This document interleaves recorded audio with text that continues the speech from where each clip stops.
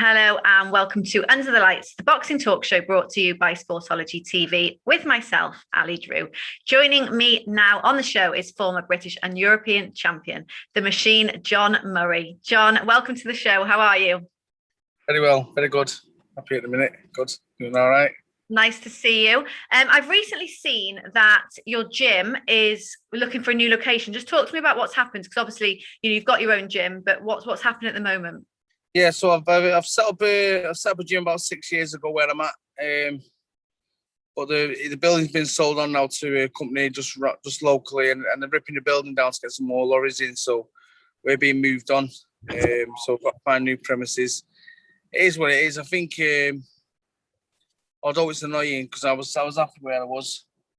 It's a fresh start. It's trying to turn a page in that. So it's I'm trying to look on the positive side of it, and I think a fresh start somewhere new will do me the world of good. So gives new energy and new lease of life to everything. So probably come at a good time with this COVID stuff because lads have been out in the gym for about a year now. So if we can set up somewhere new and get a new bunch of lads coming down and that, and it gives the old lads incentives to get back in the gym and see the new place and that, and see how it's set up and how it's being run and that. So everything happens for a reason, and I think it's going to be a good move for me.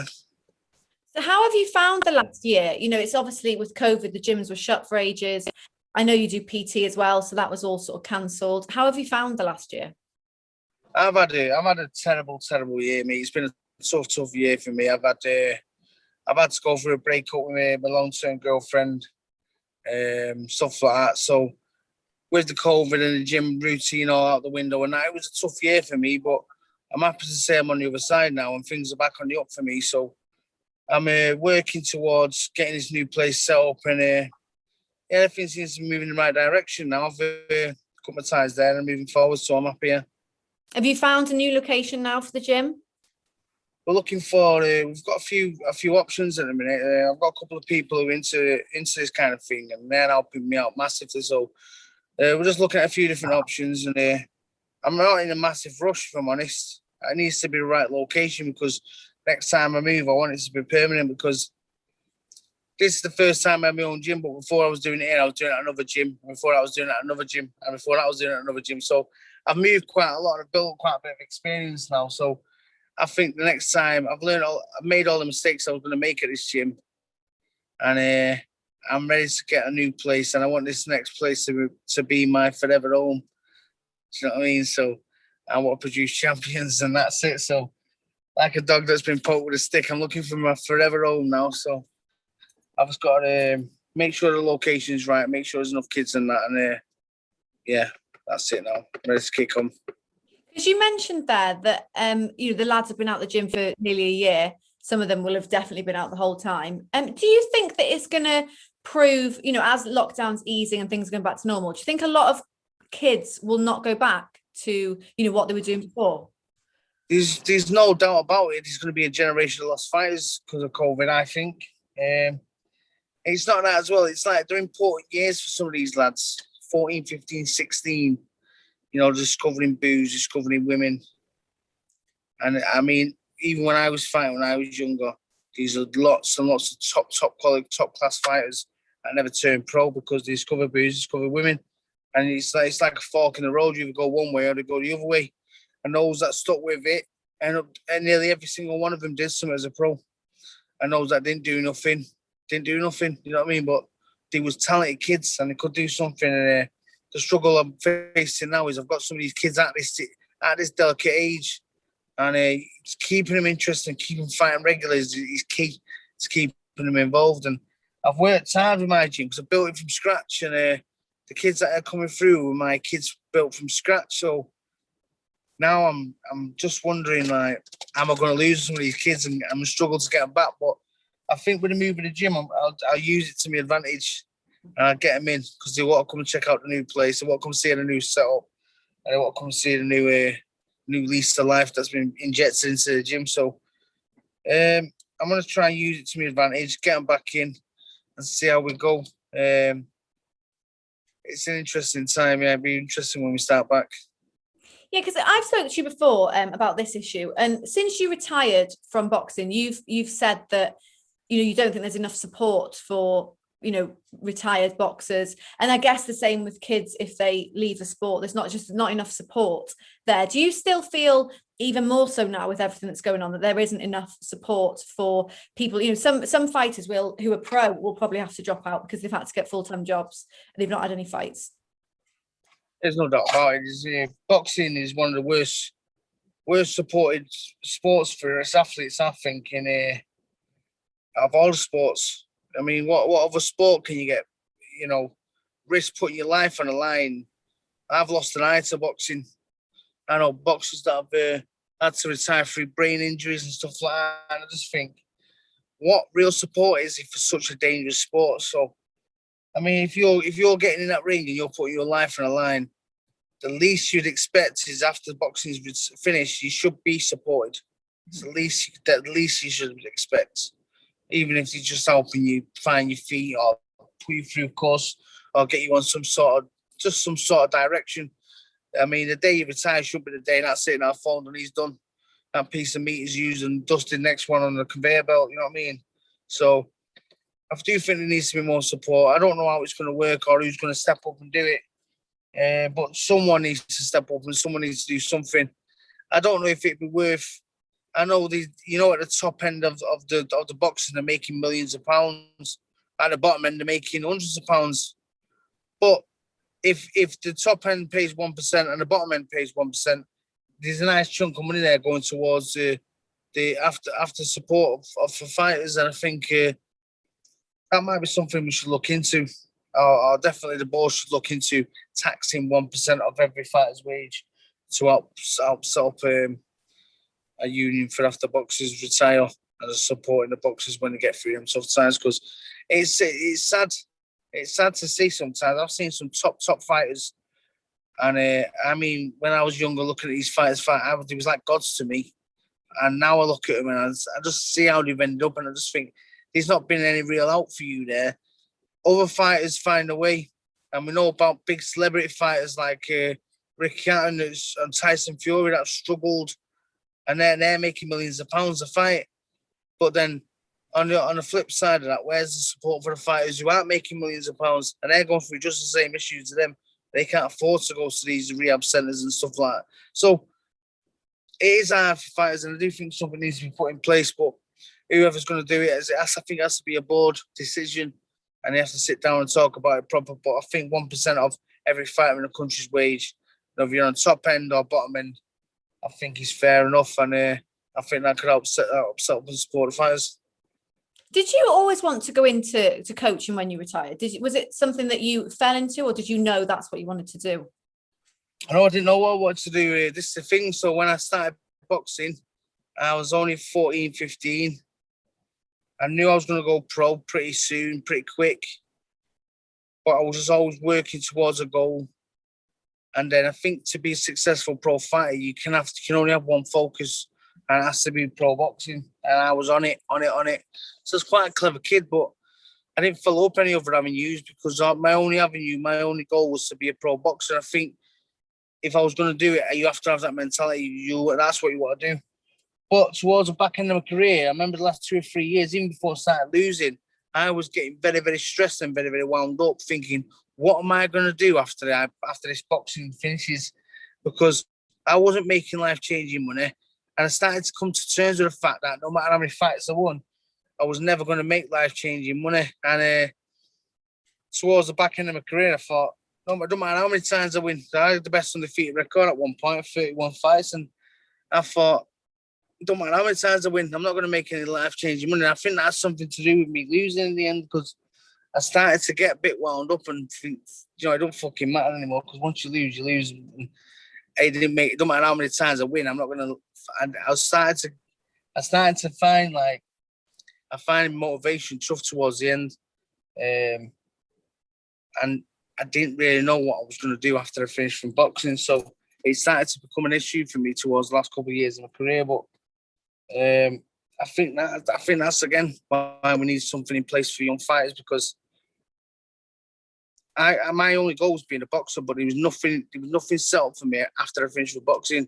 And like I say, once I finished boxing, 6 months after that final bell went, I was skint me and I had to start again. But I use my head, I use my brain, and you can always find your way through. But I'm quite an intelligent kid, but not everyone's got what I've got. Do you know what I mean? There's other kids out there that haven't got that intelligence and ain't got that support. What I've got a good support team around me, and I'll find my way. But other fighters don't find their way, and then they go down the other avenue, getting into booze and drugs and blah blah blah. And next thing, the life's fucked, the life's over, and there's no one there to get a grip of him, take him under the wing, and drag him back out. And I think something needs to be put in place. What advice would you give to a sort of young fighter coming through until that system is in place for the help? What advice would you give to a young fighter? Would you advise them to have some other avenues? Yes, 100%, right? Because I'm not telling young fighters that you just got to live boxing, blah blah blah. Because remember they're taking young boys, young pups. I think I was 18 when I turned pro. And I was the youngest pro in the country at the time when I turned over. So they are taking young pups, and I'm not saying I can't have a youth and I can't have a good time, because some of the best times I had in my life was when I was 18, 19, 20. And it was nothing at all to do with boxing. So I mean, it was outside the ring and things I got up to with my mates and that kind of thing. You know, so that's one of the best times of your life. But you can't take them away from people. But if you're going to be a boxer and you're going to invest into it, you need to start being a bit more switched on. Because for me, it was like, I'd have a fight, I'd get paid, and it'd party for me and all my mates and blah, blah, blah, or I'll go away and all day and blah, blah, blah. I wasn't thinking about the future, and there was no one really around me guiding me, saying, John, you better look after this, because your career's going to end, and then everyone else got the job, but you've got nothing. So maybe just be a bit more conscious. I'm not saying don't have a good youth, enjoy your time, enjoy your money, but also be smart, be switched on, because you need to prepare for that rainy day when boxing all ends. Because when you are young, you don't ever think it's going to end. It's like I used to fight, have a good payday, and then I'd have a party or whatever, and then my wages get low. I think, right, man, I'm getting a bit low here. I need to get back to the gym. I go back to the gym and I have a fight, and I was living my life in that sort of cycle. And I think if you're going to do well in boxing, one, you can't live in that cycle. Two, you need to be preparing for when that cycle ends, because one loss in boxing can be career ending, and this is what the lads need to be preparing for.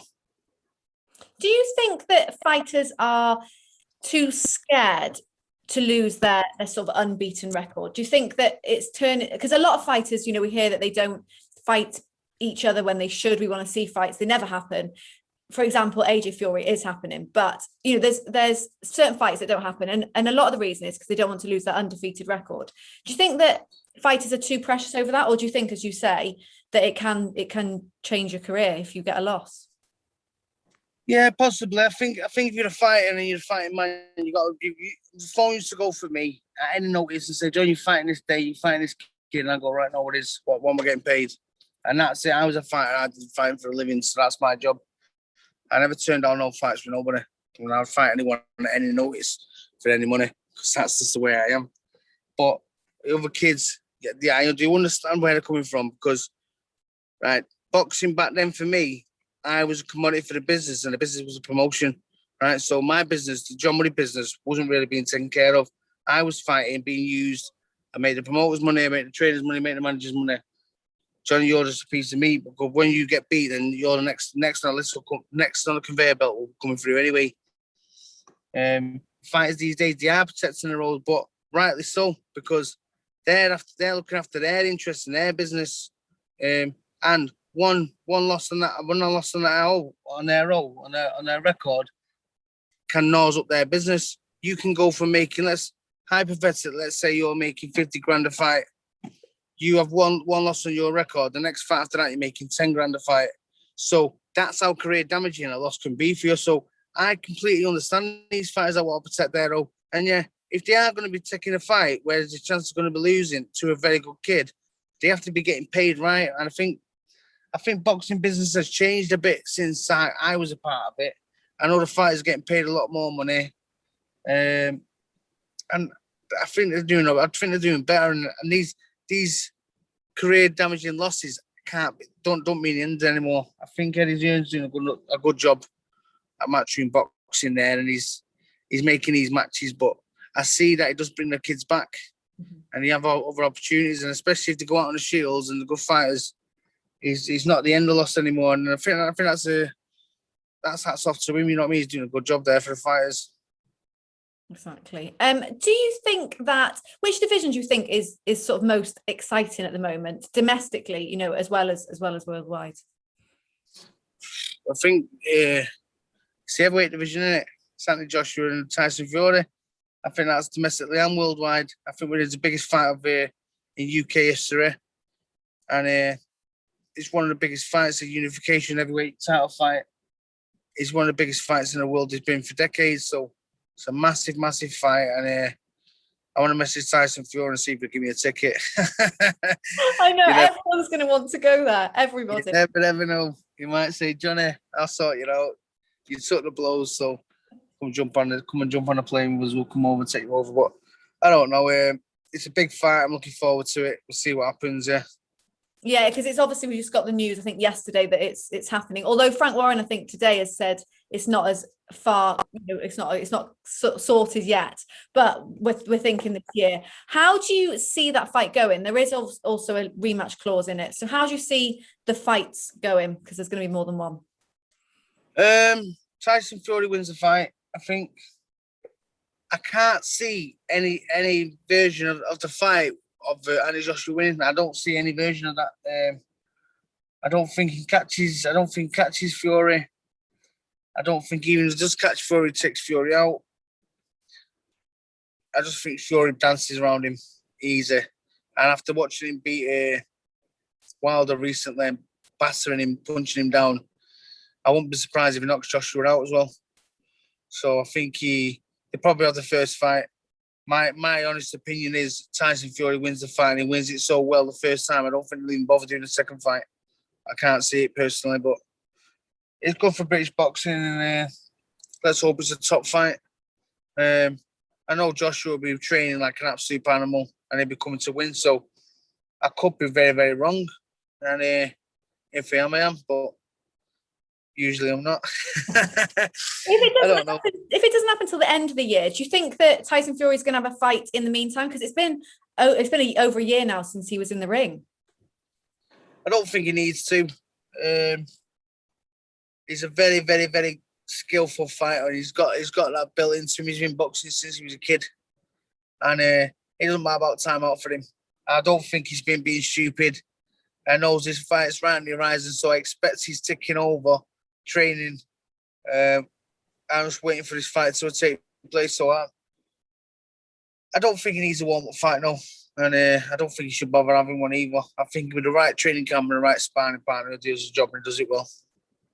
Do you think that there's a career for the loser after this fight? You know, whoever doesn't get the win, do you think that they can carry on? You know, what sort of fights would they be looking for after this?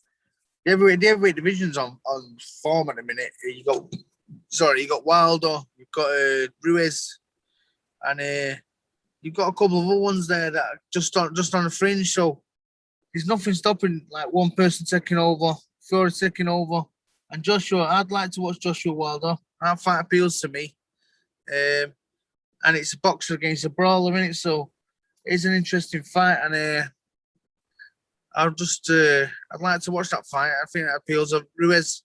I think the Ruiz that turned up for the second Joshua fight has been partying too much, been fucking about, and it's shown in the fight. He looks absolutely massive and out of shape, but he seems to have turned the corner him and switched back on again. His legs look like tree trunks the other day on a picture of scene, and he looks very, very fit, very, very strong. So he could be coming back, and he's a dangerous man when he's on fire.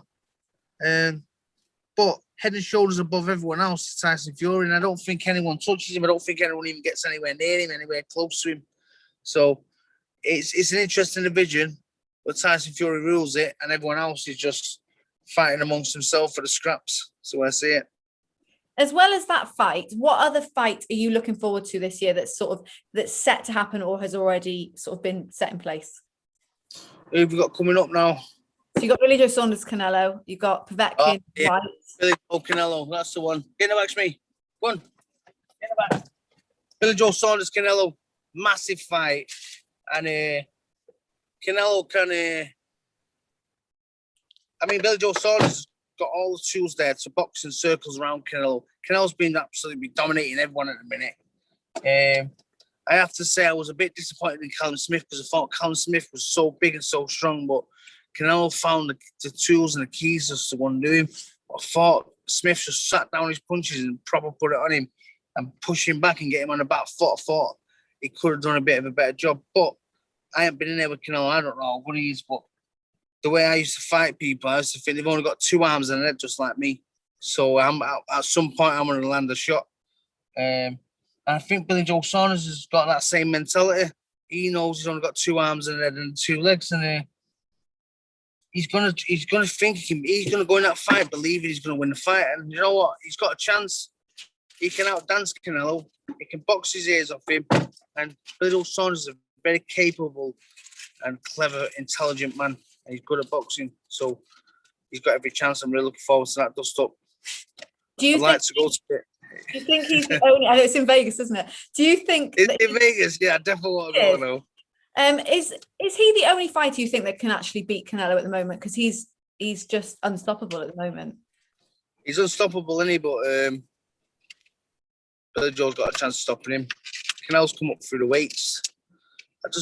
I'm like, this is the same thing again. What I always talk about. I just can't get my head around why everyone thinks he's invincible. He's come up. How many weights has he come up now? 4. Oh yeah, it's been up and down. Actually, he's gone up and then up and down. Yeah. So naturally, Billy Joe Saunders is a bigger man, I expect. Because otherwise, why did Canelo just turn pro super middleweight to start with? So Billy Joe Saunders is naturally the bigger man, naturally quicker, naturally stronger. I just fancy him to do the job. He can box his ears off Canelo, dance circles around him and win the fight. I wish him all the best. It'll be great to watch. I know. I hope I can go as well. I think I don't even know if the location's been announced. Actually, I think it's either maybe Dallas or Vegas. I'm sure they're the two. Yeah. Either place. I'd say yes. I don't know what's happening with this COVID, because if it's definitely open, I'm definitely going. I know, it'd be good, wouldn't it? John, thank you so much for speaking to me. It's been catching up, and good luck with the gym move. I do appreciate it. Thanks, Ellie. Thank you. See you later. Great to be joined there by John Murray. But guys, please stay tuned. We have lots more coming up, loads of guests who are due to come on the show. So please keep supporting us. Do what you can. Subscribe, share, let people know about the channel if you're loving it. Leave us some comments, like the posts, whatever you can. We do appreciate it. And we will see you next time.